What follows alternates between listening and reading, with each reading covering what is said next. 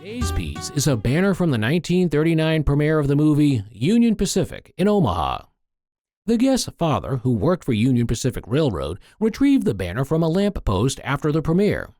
The banner prominently features the Union Pacific Railroad logo used in the film's marketing. The film Union Pacific was directed by Cecil B. DeMille. DeMille was an American filmmaker acknowledged as a founding father of American cinema and the most commercially successful producer-director in film history. This film was significant for documenting the 1862 Union Pacific Railroad expansion. They were trying to do the first transcontinental railroad in the United States, and so this film documents that time period. Released in 1939, it was overshadowed by some other iconic films, including The Wizard of Oz. In 2002, Union Pacific was retroactively awarded the Palme d'Or at the Cannes Film Festival. So Union Pacific is technically the first winner of the Palme d'Or at the Cannes Film Festival, even though it was awarded in 2002. This unique piece has never appeared at auction before, making it exceptionally rare. This remarkable piece brings together the legacy of Union Pacific Railroad, and its estimated value is in the $3,000 to $5,000 range. Wow. And I wouldn't be surprised if it did a lot more than that. Colorful Civil War battle scenes in prints are brought in for appraisal. This is one of the most famous series of Civil War prints done by a Chicago firm called Kurtz & Allison, as seen at the bottom of the print. They were done in the late 1880s and 1890s after the Civil War. Although there are many reproductions, these are original prints showing the essence of each aspect of the battle. Unlike other reproductions, these copies were done photomechanically by chromolithography, which entailed printing each color in an image from separate stones. Chromolithographic prints tend to last as long as no acidic material is brought near them, hence they should be framed. They all have good margins, but there are some nicks and chips on the copies which can be fixed. These prints show important battles such as Gettysburg, Antietam, and Corinth. In a retail shop, these prints would sell at $600 to $700 each, which brings the 6 panels to a total of $3,600 and $4,200 for all 6 of them. Very good. I know. This is remarkable. Heavens! The guest brought a beautiful ring which originally belonged to her mother's aunt. The guest had the ring since the 1950s but believed her aunt acquired it much earlier. It was identified as a Georgian heart ring or sweetheart ring. The appraiser mentioned that its origin was from England, dating between 1840 and 1855. The particular ring was unique because it featured 2 small carved cameos instead of birthstones. One cameo was carved from opal and the other from hardstone, both depicting monkey faces. Additionally, the ring was surrounded by emeralds and rubies and had a beautifully fluted background. The appraiser emphasized the ring's rarity and uniqueness. How much would the whimsical piece be worth? Close to $20,000 for this. I know. This is remarkable. This guest unveils a unique album hinting at its California roots. She recounts a heartwarming story of how her husband, braving the rain at an auction, acquired this special piece. This album is the work of Charles Frederick Eaton, a Rhode Island-born artist who transitioned from painting to crafting after experiencing arm cramps. Eaton's move to Santa Barbara in 1890 further influenced his artistic style. Crafted from wood and leather, the album boasts a hand-painted scene. The car, so he got out and stood in the rain. He was there for about 45 minutes and came back and handed it to me and said, A closer look reveals the artist's signature and location, Santa Barbara, California. But the true marvel lies within. A stunning wrought copper and abalone shell lotus blossom adorns the base. The height of this market was probably a decade or so ago, but it's such an exquisite piece. Despite the market peak passing a decade ago, the appraiser estimates the album's value at a staggering. The value is somewhere between $6,000 and $9,000. That's off its high. This beautiful pottery was crafted by Gertrude and Otto Natzler. Gertrude shaped the pots beautifully in clay, while Otto innovated with his glazing techniques. This collection belonged to a guest's great-uncle who began collecting in the 1940s and meticulously documented his acquisitions. Otto Natzler labeled each piece he created. After World War I, that pretty much ended. The companies that stayed in business, like Roseville and Rookwood, started making more and more production wear because it cost too much money for artists to decorate pieces. Otto spearheaded the revival of the pottery movement in the U.S. These were purchased within the range of $7 to $140. Gertrude's pots boasted impeccable proportions. Otto experimented with glazes, crafting sensational varieties. They left a significant mark on the mid-century art movement. Some pieces featured G and O Natzler marks. Appraiser evaluates each piece differently. That little guy right there is worth between $1,500 and $2,000. Wow. That would be an auction estimate. It could go for more than that. This one about the same. It's a little bigger, but the glaze isn't quite as good. Flambe. Estimate this one for between, say, $3,500 and $4,500. This bowl closest to me, it's a closed bowl form, also about $3,500 to $4,500. I would say $5,000 to $7,500 at auction, but it might be more like $7,000 to $10,000 because of the rarity of that glaze. A lovely piece also, I would estimate that for $4,500 to $6,500. More like either a $7,000 and $10,000 piece or $8,000 to $12,000. I would estimate that for between $10,000 to $15,000. Would estimate that for $8,000 to $12,000. And these again are conservative prices. Wow, isn't that exciting?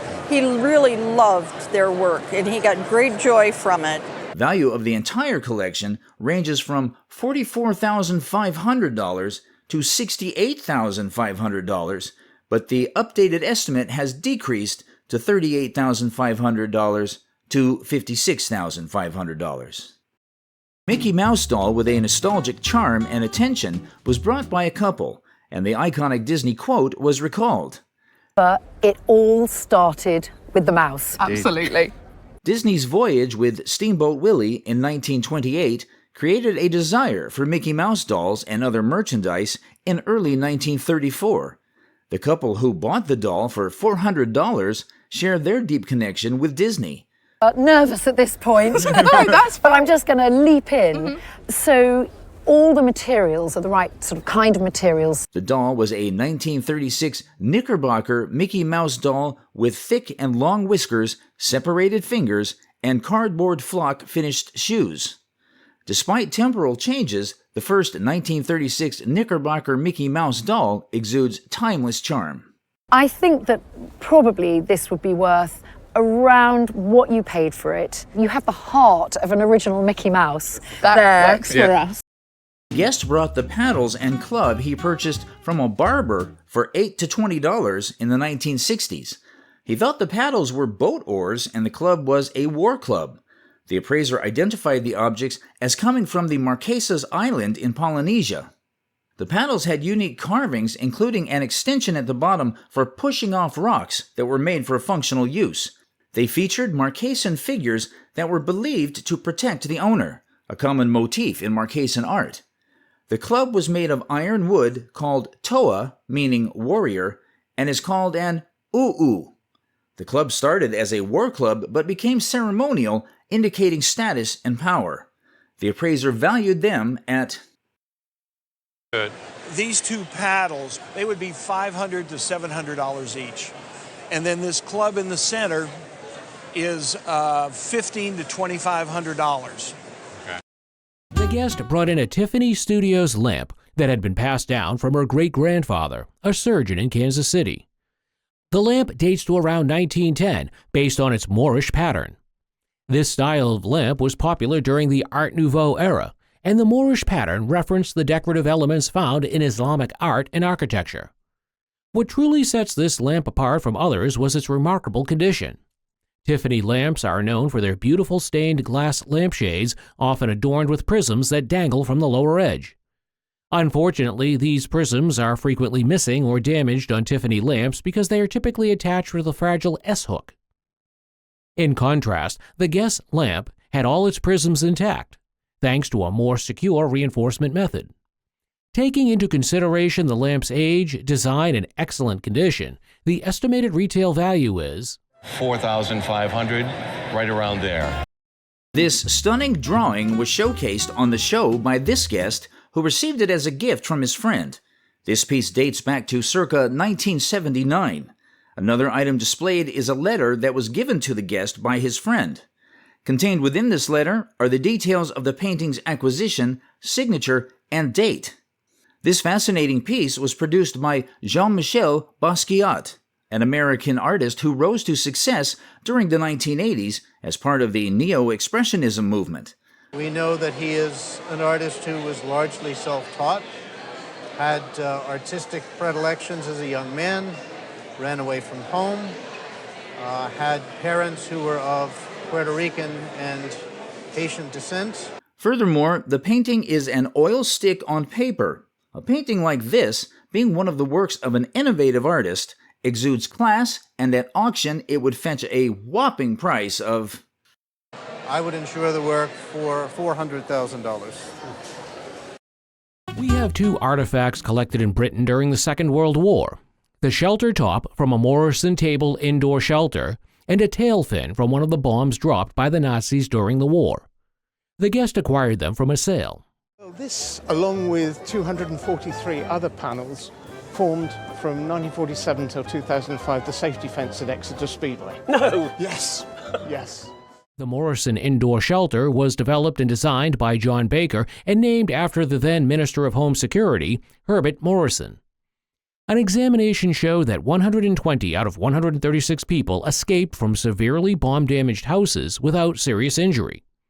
These pieces of scrap metal hold great significance to the protection of British civilians during the Second World War, and their value is estimated at... We pay £100 for it.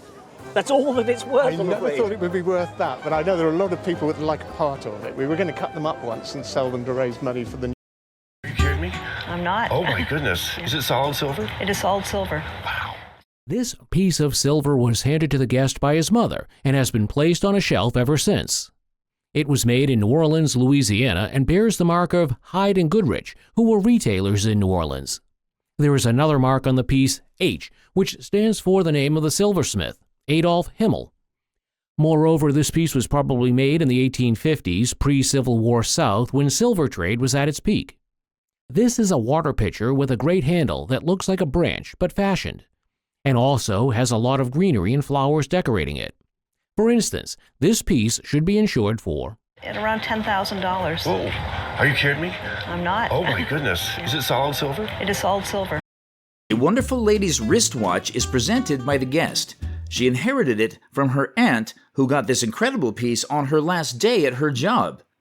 Been hers, and no one had ever claimed it, and her boss says, well, you're retiring, you just take this watch. And well, it was a great retirement gift. This incredible watch was identified as a creation by Audemars Piguet, a renowned Swiss watchmaker with a rich history. Dating back to circa 1940, the watch is a stunning example of Art Deco design. Crafted entirely from platinum, the timepiece is a testament to exquisite craftsmanship. Okay. Well, your watch was made by Audemars Piguet. It's one of the finest Swiss watches made. And the watch face is adorned with vibrant Burmese rubies, each meticulously polished to a cabochon finish. These gems are further accentuated by a dazzling array of unique triangular and kite-shaped diamonds. Bottom you have trillion diamonds, and then you have kite-shaped diamonds, so they're all very unusually cut diamonds. The appraiser reveals the staggering retail value of the watch. I think I'm going to surprise you. The value today on this watch, retail, I see it at $25,000. That's wonderful. The guest brought a Japanese bronze piece she purchased at an online auction for $350 to $360, 10 to 12 years ago. She knew nothing about the piece and brought it in for appraisal. The appraiser identified the piece as a Japanese Daruma bronze, made in the late 19th century. Daruma was a Buddhist figure from the Zen sect, often depicted without limbs, symbolizing enlightenment. The bronze piece featured a humorous face which the guest thought was yelling, but the appraiser interpreted as yawning. The base of the piece was square and pierced, characteristic of Miyao bronzes. The appraiser estimated its value at... Estimates at the auction, maybe it will go for $2,000 to $3,000. Oh my. On a good day, maybe much more. Oh my goodness.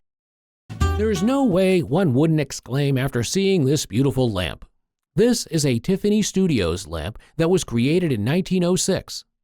Tiffany Studios were known for creating some of the most luxurious items in the world, and this lamp is no different, as you can immediately notice its exquisiteness. The lamp has many fine details, and its color is quite fascinating and appealing. A nice bronze, harp-shaped standard. This is a damascene shade in the green Favrile pattern.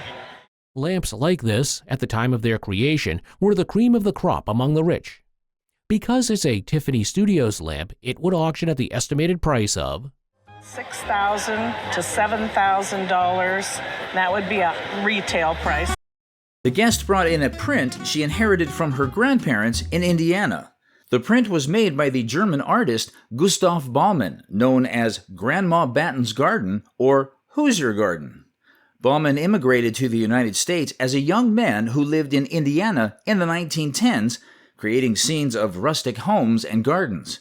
The print was a beautiful example of Baumann's color woodblock technique. The appraiser believed it to be an early proof, with unique color variations and a lack of black ink in certain areas. The print was created around 1927, earlier than most of Baumann's works, which were typically printed in New Mexico. Due to its rarity and rich color, the appraiser valued the print at auction, I would value this at $15,000 to $25,000. Wow, really? Yes. The guest brought in an Abalone veneered tea caddy, which was a gift from her husband. Crafted in 1883 by silversmiths Henry Bourne and Daniel O'Neill in Birmingham. This item was made of oak, veneered with abalone, and mounted with a silver plate. Another unique feature is the compartments of the caddy, also veneered with abalone. And for Henry Bourne and Daniel O'Neill, they were silversmiths in Birmingham, England between 1881 and 1886. This psychedelic tea caddy would fetch a considerable amount at auction, around... So we think that at auction, it might bring between $3,000 and $5,000. The appraiser introduces a jardiniere, or fancy flower pot, owned by Terry Norris since 1946, which was featured on the Antiques Roadshow in 1991. The jardiniere is made by Christofle, a top French metalworker, dates back to 1874, and reflects Japanese influence, with intricate champ-lavé enamel work and crane decorations. Movement, and then you get these magnificent handles. Terry Norris and Eric Knowles discussed the history of the jardiniere, including its use as a football goalpost by Terry's children and its display at the 1874 exhibition. The jardiniere was valued around £2,000 at auction, but it ultimately sold for... I don't know if I'm more astonished by the valuation or how much you've both changed. What about that moustache? Yeah. My goodness me. Terry Norris mentions that they have given away a significant portion of the money, enjoyed some family holidays, and still have some left, thanks to the unexpected windfall from the jardiniere's sale. The guest brought in a painting by Leo Kenny, a Seattle artist. The painting, titled Leo Kenny, and dated 1946, was one of the artist's earliest works, created when he was just 21 years old. Kenny was a prodigy who received a solo exhibition at the Seattle Art Museum just a few years later, making him the youngest artist to ever achieve that distinction. The painting itself was a surrealist work, influenced by the works of Salvador Dali and Giorgio de Chirico. The muted tones of blues, grays, and blacks echoed the Seattle climate and the artistic movement Kenny was inspired by. The imagery in the painting was dreamlike and unsettling, with a lone boat floating beneath a weeping moon. The lack of familiar details and the use of distorted perspective created a sense of mystery and unease, characteristic of surrealist art. The guest learned that her sister had purchased the painting at an estate sale for $2,700 and then sold it to her for $1,500 in 2003. Due to Kenny's status as a renowned Northwest artist, the estimated value of the painting is $5,000 and $8,000. And if you were to see this in a retail gallery setting here in the Seattle area, I think it would be up to as much as $10,000. Wonderful. I love you too. Usually, when people hear the name Picasso, all they think about are paintings.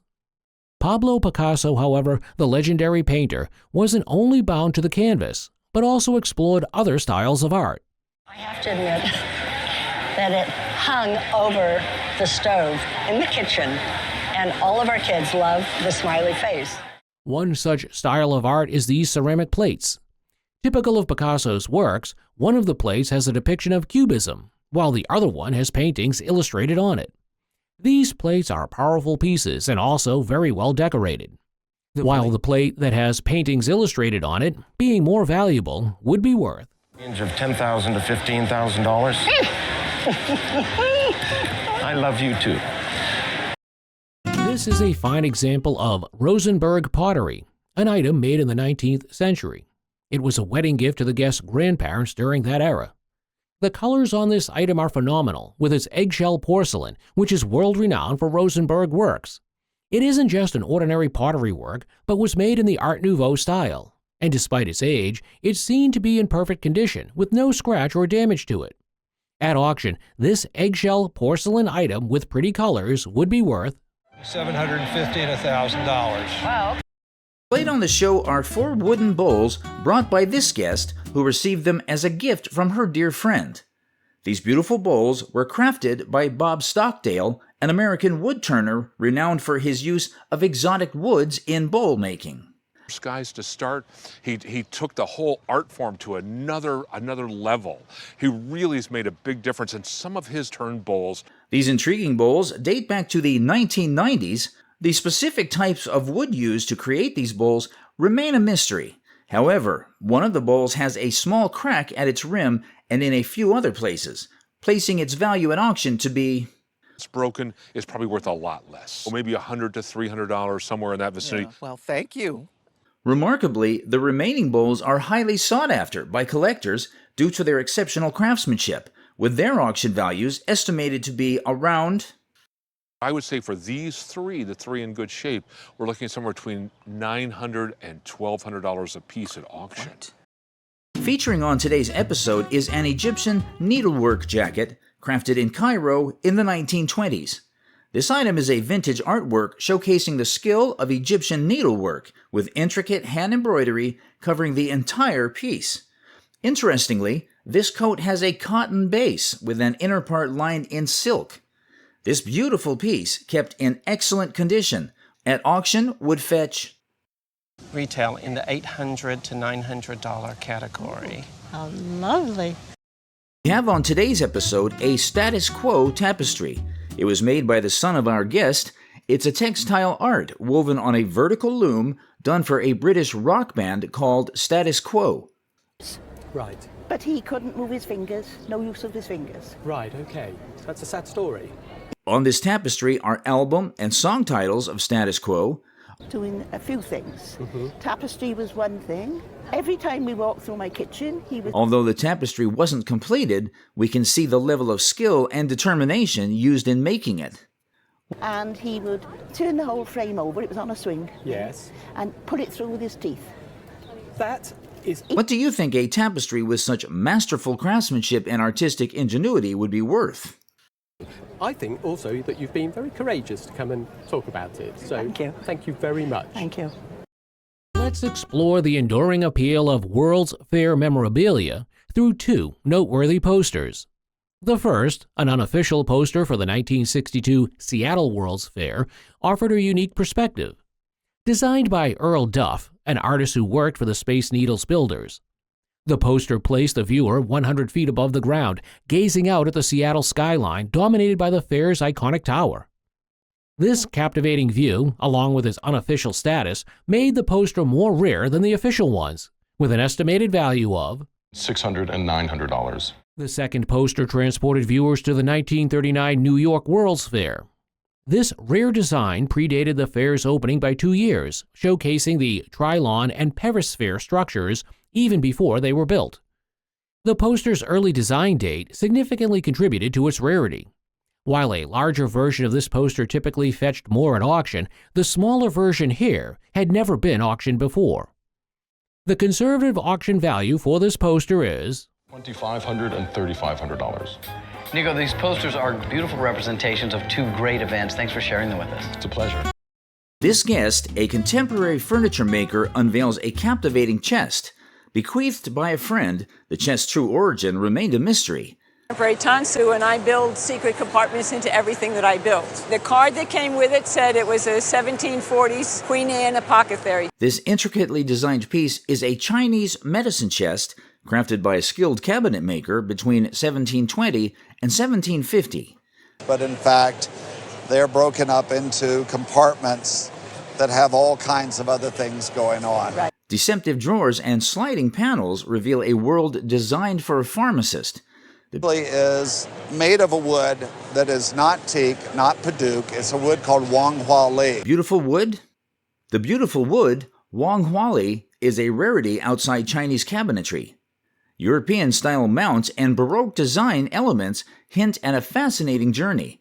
At auction, the appraiser adds a fascinating detail. With Chinese mounts, the value could have soared to... and small. Right. It's worth, I think, conservatively $8,000 to $12,000 at auction. Wow. The guest brought in a folk art oil painting inherited from their great-grandfather. The painting, likely created around 1880, depicted a scene reminiscent of a grand Canadian resort hotel built in the late 19th century.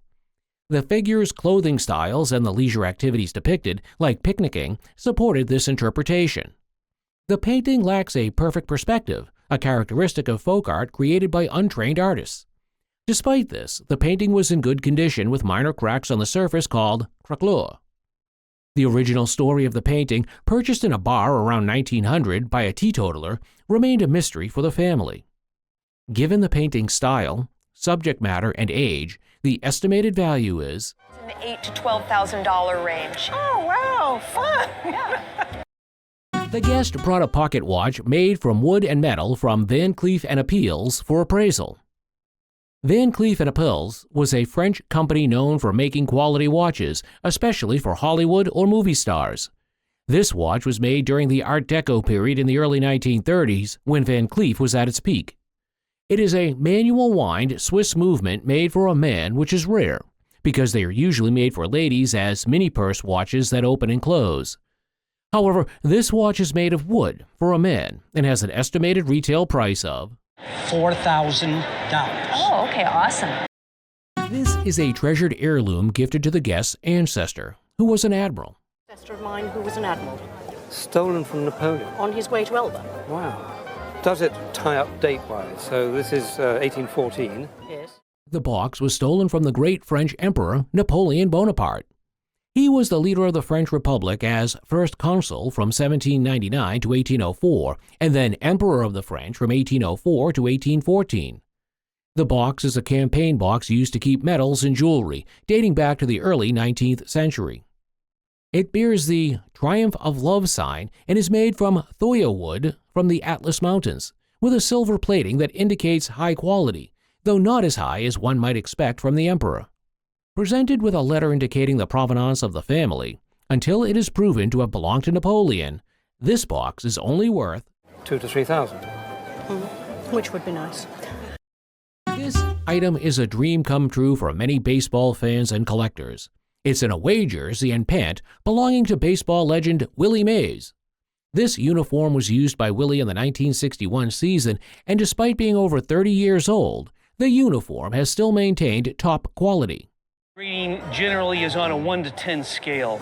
In this condition, I think that this would probably grade a 9 or a 10. Willie's name is engraved into the pants and jersey for easy identification. The uniform is made from wool, and it is in quite remarkable condition. And I noticed that it has a Spalding tag and that it's a size 42. The uniform is also gray, which is typical for materials created during the 60s when Willie wore this. At a sports auction, this high-quality uniform would retail at the price of $25,000 to $35,000. It's amazing. The guest presented two beautiful glass balls, believing them to be doorknobs belonging to Lord Nelson. The item was initially acquired by her great-great-uncle Edward, who was an antique collector. The guest mentioned that they were exhibited at the Victoria Art Gallery in Bath in 1955. The appraiser pointed out that the glass balls were likely made in France around 1850, thus not associated with Nelson. Enemy, exactly. Exactly. The other thing to say is they were made in 1850 or thereabouts. Right. So it's very unlikely that they were on Victory. Furthermore, they were not doorknobs, but newel post finials from a staircase and twice the size. The items exhibited exquisite faceting and still had their original brass bases. Although unrelated to Nelson, the appraiser still appreciated their beauty. Unfortunately, the suggested value was lower than anticipated. I reckon they're probably worth £200 to £300. Aww. If they'd been Nelson's doorknobs. Featured on the show is an exquisite necklace presented by this guest, who received it as a gift from her grandparents. The style depicted on this necklace is called Etruscan Revival. Furthermore, the style features stylized beads interspersed between elongated metal pieces, all set on a woven chain. The piece weighs 20 carats in gold. The style of this necklace was in vogue in the 1860s to 1870s. Visible on the other side of this piece are holes signifying that it was made in two halves that were merged together. And they're soldered together. And when you're soldering two halves together and you're sealing them in, if the air doesn't have a place to escape, the bead would implode. This item is not only aesthetically pleasing, but it also attests to the ingenuity of people in the era it was made. It is estimated to be worth... At auction, it's going to be $5,000 to $7,000. Oh my God. Wow. Inherited from their late aunt, the item had hung in her rec room for years, believed to be from New Zealand. The Maori Kotiati is a New Zealand war club with a flat, oval-shaped blade used in close combat by the indigenous Maori people. It's called a kotiati, which translates to split liver.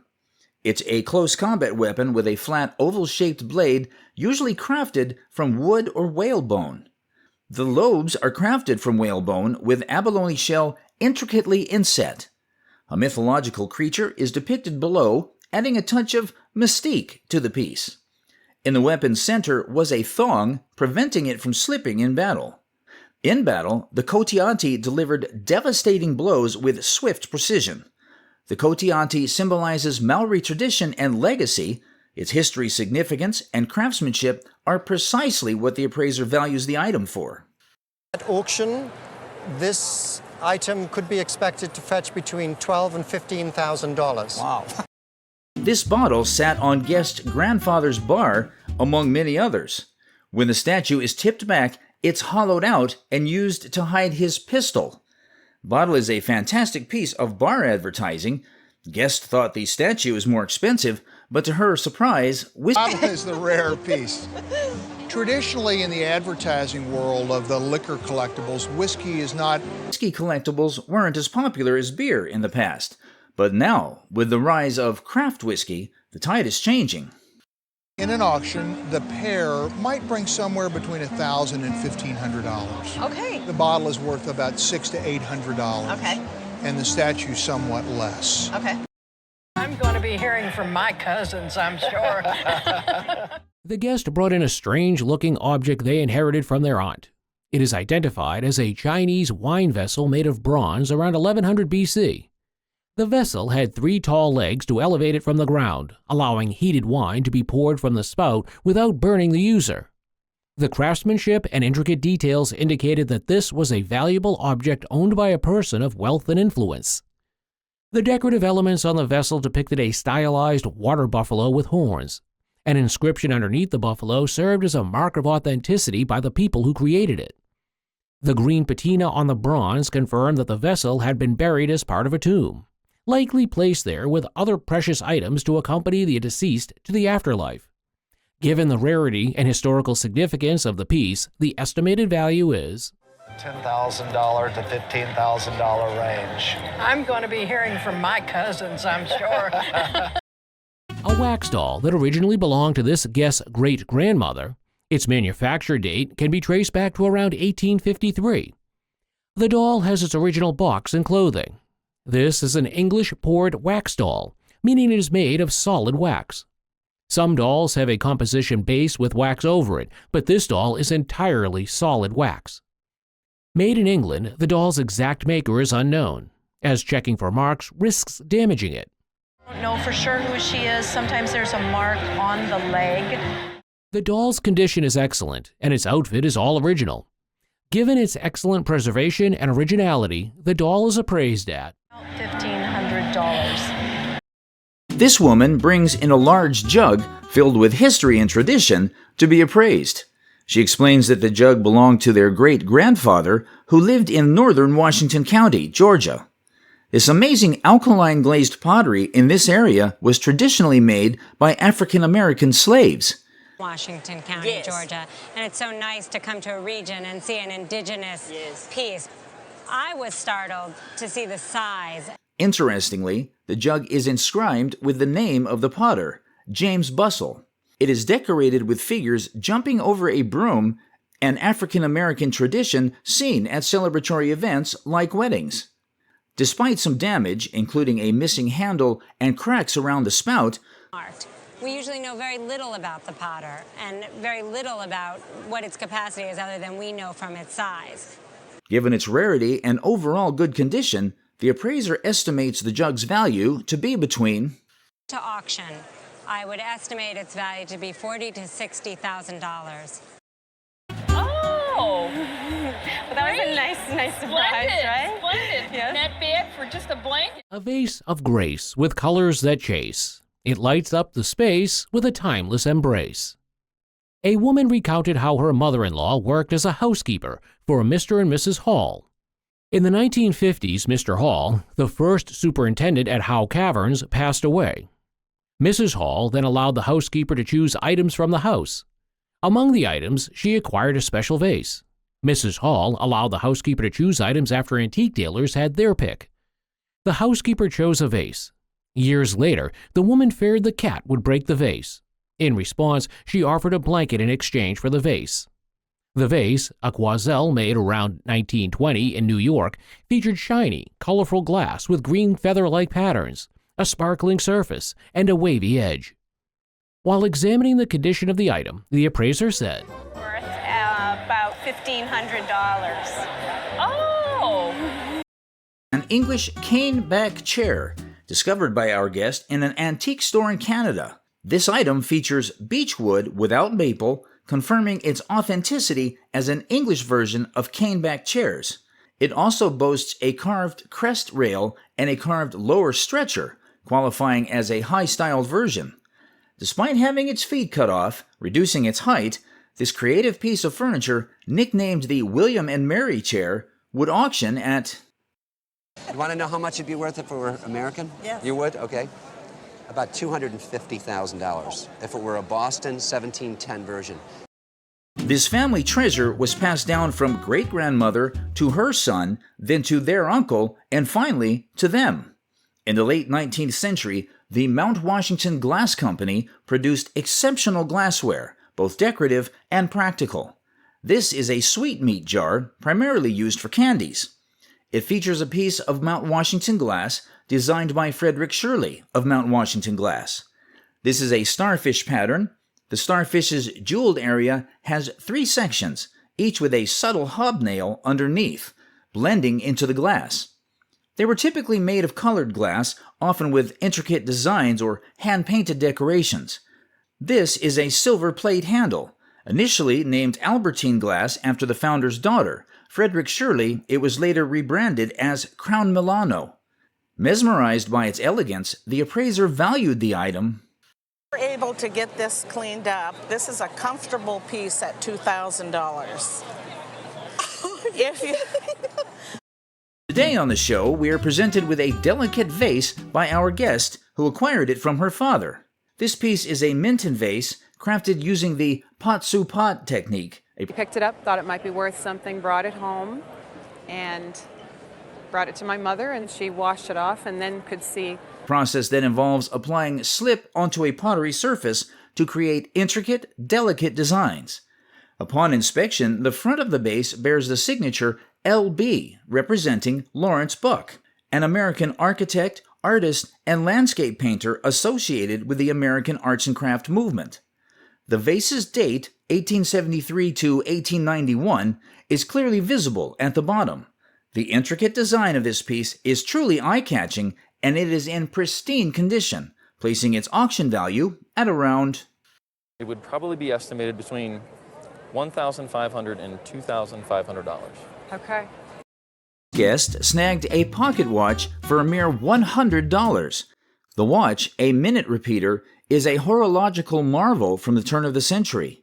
Minute repeaters, boasting complex mechanisms, chime the time on demand, a sophisticated feature for a bygone era.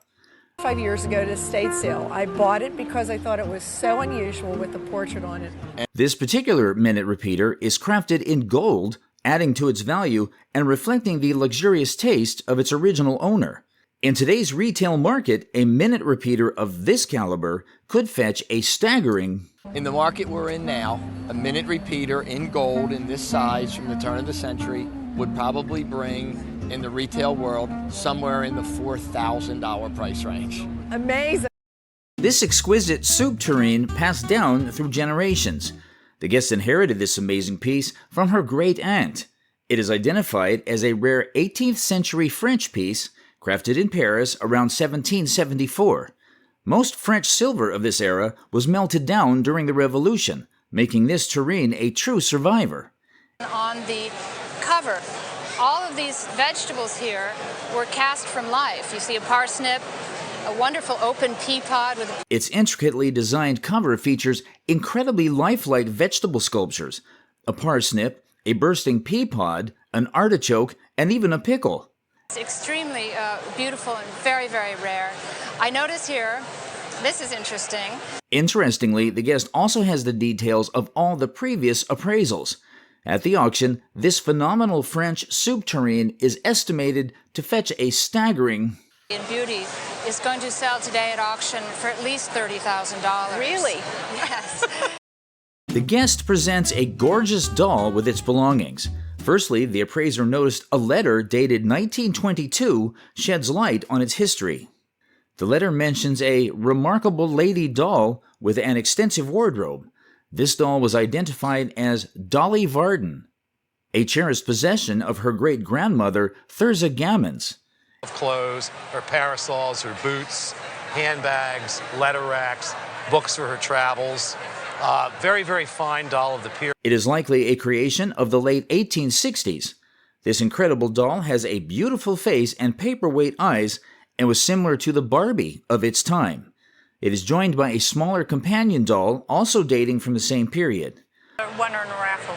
Okay, so it's probably a Vanity Fair doll. There's some indication about Wisconsin. Do you know anything about that? That's where they made the clothes in a convent there. That's all I know. These dolls, often dressed in elaborate garments made for charity raffles, served as a way to raise funds.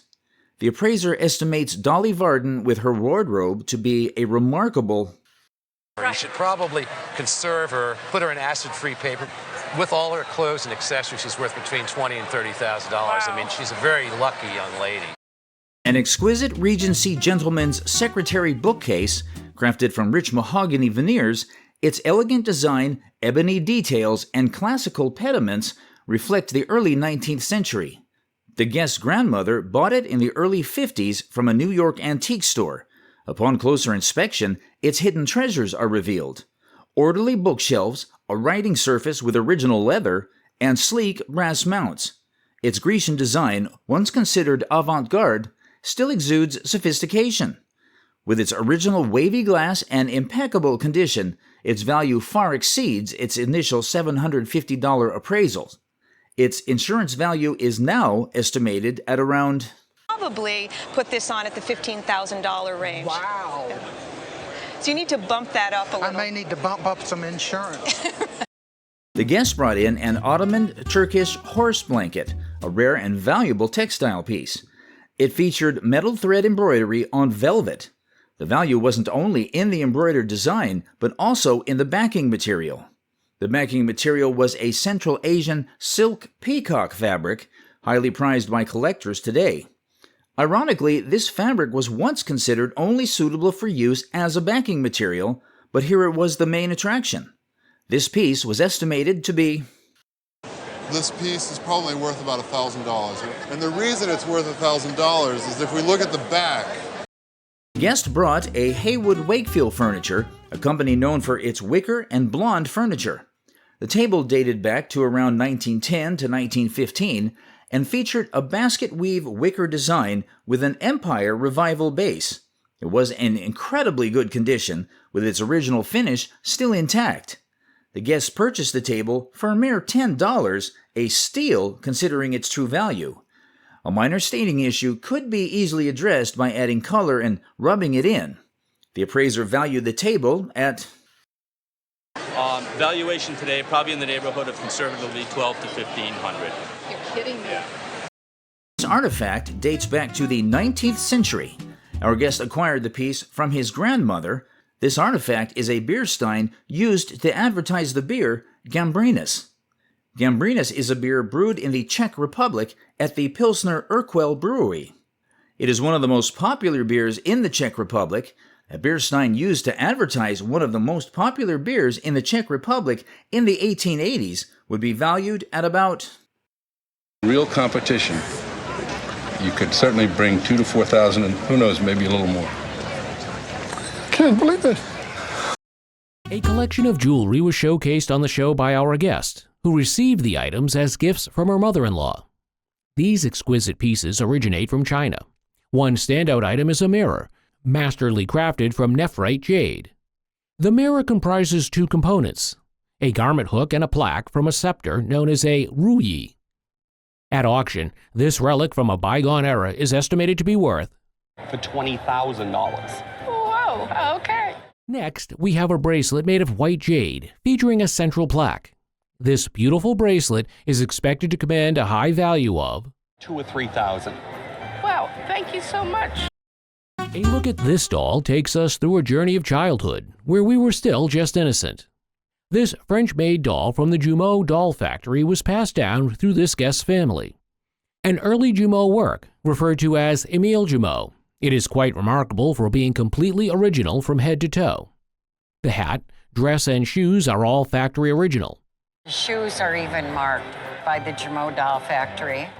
This doll, dating from 1881 to 1886, has been preserved as an attic doll, hardly played with over the years. And you can see in here the bright, bright pink color when it was new. When new, these types of Jumeau dolls dressed in designer clothes were highly expensive. Though it needs restringing to be posed, the clothing remains uncleaned, which preserves its authenticity. This pristine Jumeau doll, still in exceptional condition, is valued at a retail price of $7,000 and $8,000. Oh my, thank you. You're welcome. Oh, really? The guest brought in a string instrument they believed to be a violin, only to discover it was a viola. At 16.25 inches, the instrument was slightly larger than a traditional violin, and quickly identified as a viola crafted by Boston luthier Christofle Gervais. The guest was surprised to learn that Gervais, while known for violins, was a relatively obscure maker, and viola by him are incredibly rare. This particular viola is beautifully constructed with a maple back, sides, and neck, a spruce top, and an ebony fingerboard. The rich red varnish, with some rare from use, complemented the vibrant yellow ground coat. Despite these minor imperfections, the viola's overall condition is excellent. The rarity of both the maker and the instrument itself significantly impacted the viola's value. The estimated worth is to be as much as $15,000, because I think that a local Boston shop would be able to capitalize on the local making. The guest brought in a beautiful bronze sculpture they purchased 30 years ago for $1,000. It is identified as the triumphant entry of Napoleon into Cairo, created in 1900 by Jean-Léon Gérôme, a French artist known more for his paintings than sculptures. Gérôme's background in goldsmithing was evident in the intricate details of the bronze, such as the sharp definition of the soldiers' gun scabbards and the horse's elaborate harness. The signature placement and the foundry mark on the back confirmed its authenticity. Interestingly, Jerome sometimes incorporated other materials like ivory and paint into his sculptures. It was possible that the horse blanket, now a simple bronze color, might have originally been painted with vibrant colors. The guest was thrilled to learn that their treasured possession was not only a beautiful work of art, but also a valuable investment. The estimated worth is to be $15,000 and $20,000 now. That's a lot of money even now, That's you know? right. Oh my word! This piece was inherited by this guest from her mother-in-law, whose family is from the Boston area. This piece was made in Boston in the 18th century. Made by a famous Boston silversmith, Jacob Hurd, who worked in the 1740s and 50s. This is a typical Boston can. There was a whole dynasty of silversmiths of that name in Boston. Funny enough, the Old English word can was continued in usage in America to describe a silver mug like this. This can is a nice piece of colonial American silver that's basically in untouched condition. It has never been knocked around or overpolished. We've got Hurd's maker's mark on the left-hand side of the handle. There was no system of assaying and hallmarking. For the most part, though, they were pretty honest, and most of these colonial pieces are of the right silver standard. A piece like this, that hasn't changed hands many times and is fresh to the market, could be worth Of $15,000 Oh my for it. God! This looks like quite a special item. After all, it's a rare type of lamp called a Burmese lamp. The lamp is special because it's made from a unique glass called Burmese glass. Of Mount Washington glass invented Burmese glass in the United States. The lamp was crafted in 1890 and is a type of junior kerosene lamp. As with rare Burmese lamp, it has a fascinating umbrella shape, which likely makes it easier to use. It features a beautiful pattern on its surface. The color is also quite distinct, adding to its allure. At an auction, this beautiful lamp would retail for $5,000 for this lamp. Oh my gosh. In the estate they bought in Tulsa, Oklahoma, they found a doll in a chest of drawers. This was made by the Mojave Indians, a dwindling desert tribe. They sold these clay dolls as railroads passed through. Meticulously crafted, this figurine likely served as a keepsake for visitors. Made from clay, stone, or wood, painted naturally, these show Mojave's skill and nature connection. The figurine featured a baby on its back, with a repaired crack and intricate detailing. They blend art and Mojave culture, offering insights into their history and worldview. Captivated by its timeless allure and cultural resonance, the appraiser valued the item $2,500 to $3,500. Wow, that's great. The guest presented some glass pieces which were acquired by her relatives at an auction in South Carolina. These items are Austrian glass called Moser and are referred to as Moser style. Moser, a luxury glass manufacturer, is known for producing quality handcrafted glass. Moser was the glass of kings and the king of glass. These pieces date back to the late 18th century, featuring a finger bowl and an underplate and also a Rhine wine, red wine, and champagne glass. The gold on these items is very thick, very high luster gold. It's 24 karat gold leafing. These 24-karat gold items, made in the Moser style, at auction, go for $1,200 to $1,500 just in these few pieces. The guest received this desk from their mother, who inherited it from her great-grandfather, suggesting its age and family significance. It was potentially purchased in the 1870s with ties to Allen Brothers, a notable cabinet maker known for producing custom-made furniture. Although the specific artist of the central tile remained unknown, the desk embodied the fashionable furniture of its time, incorporating themes from the aesthetic movement. The desk reflected the Philadelphia School of Furniture Making from the 1850s, featuring ceramic tiles. The locks were marked Shannon, Philadelphia. The A-shaped locks and marking Shannon, Philadelphia could be a testament to Allen Brothers. Emphasizing its rarity and historical value, the appraiser estimated its insurance value at... It would be a very difficult thing to replace, so Yes. I think for insurance purposes, we would estimate it at $7,000. Wow, thank you. You're welcome. This is a reproduction Nayarit figure which originally belonged to the guest's relative. It's a piece from Nayarit, Mexico. Is a piece from Nayarit, Mexico. I bought one of these pieces many years ago. Depicting a man playing a flat, high drum with a deer horn. The figure features a confused facial expression and a polished black and red surface, which is unusual. Interestingly, this piece is notably heavier compared to other pieces from this tribe. Generally, these pieces had either a real shiny red surface without all this modeling, and the black that you see on here would have been impurities in the clay, but they would have also popped out. Desirable as a decorator object, this artistic piece will bring about 1,000-year-old piece. It would bring $4,000 to $6,000, and I wish it was a $4,000 to $6,000 one because we haven't seen one that big. The guest remembered this painting hung at their grandparents' house before it was passed to her mother. Her grandfather owned a storage company, and this painting was recovered from someone who could not pay for their storage, probably in the late 50s or early 60s. The appraiser revealed that this beautiful painting was a piece from Robert Wood, who was a famous American landscape painter. This was oil painting on a canvas and was probably painted in the 1930s. It showed a bluebonnet garden and a beautiful scenic place. The appraiser revealed that thousands of print copies were made of Robert Wood paintings because of high demand for his work. Being a Robert Wood painting, the appraiser estimated it to be in a retail gallery, the asking price would be around $50,000. Really? Yes. Wow. Today's piece is a well-crafted churn. This churn was crafted in New York. Produced in 1863, the piece was used for churning butter and was made with stoneware. Stoneware is a durable ceramic material. There are intricate designs on this piece. See a piece of stoneware that's decorated so extravagantly. And this piece, with its condition and intricate designs, would go for so extravagantly as this, it makes a real difference. This cobalt.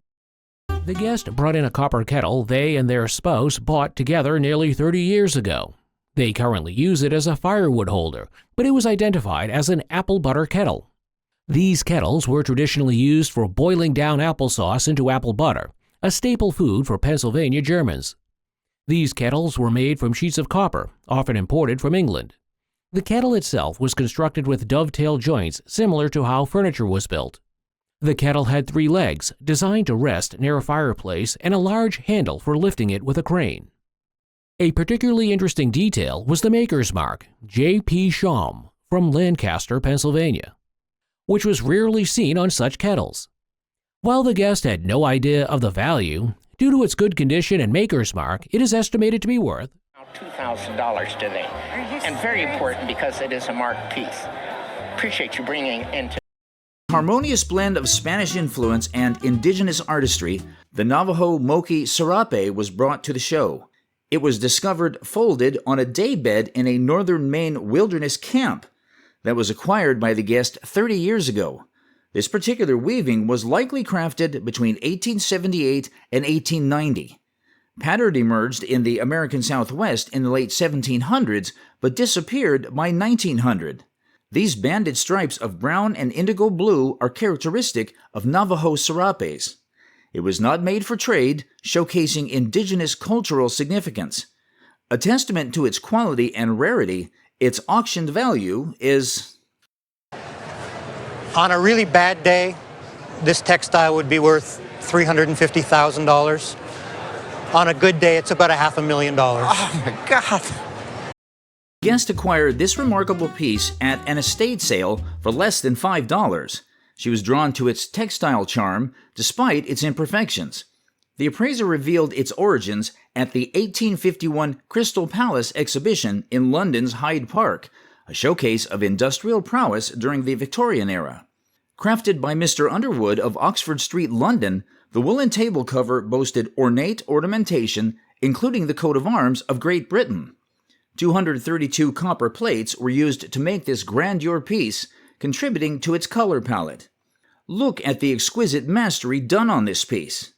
Magical. Despite some wool moth holes, its historical and decorative significance shone through. Being a testament to Mr. Underwood's skill and the grandeur of the Crystal Palace exhibition, the piece was estimated to fetch $500 and $600 at auction. Wonderful. I really appreciate all the information. Oh, well, It's you're wonderful. welcome.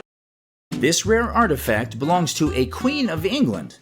Our guest acquired this artifact from a woman who worked in her court. The 90s, I would say. She was a local artist, very community-based, grassroots in Vance County. She was a beautiful person, and we both had a lot in common in terms of our childhood. Grew up on a farm and worked very closely with our families. This is a parasol belonging to the former Queen of England, Queen Victoria. This parasol has a couple of unique features. The canopy is made of silk and lined with lace. The tip contains a marble portrait of the Queen, and the porcelain handle bears the Queen's initials and the date of her coronation.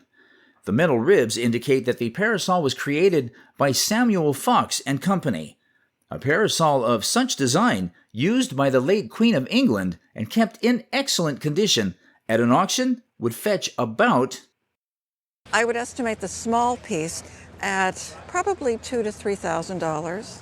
Mm-hmm.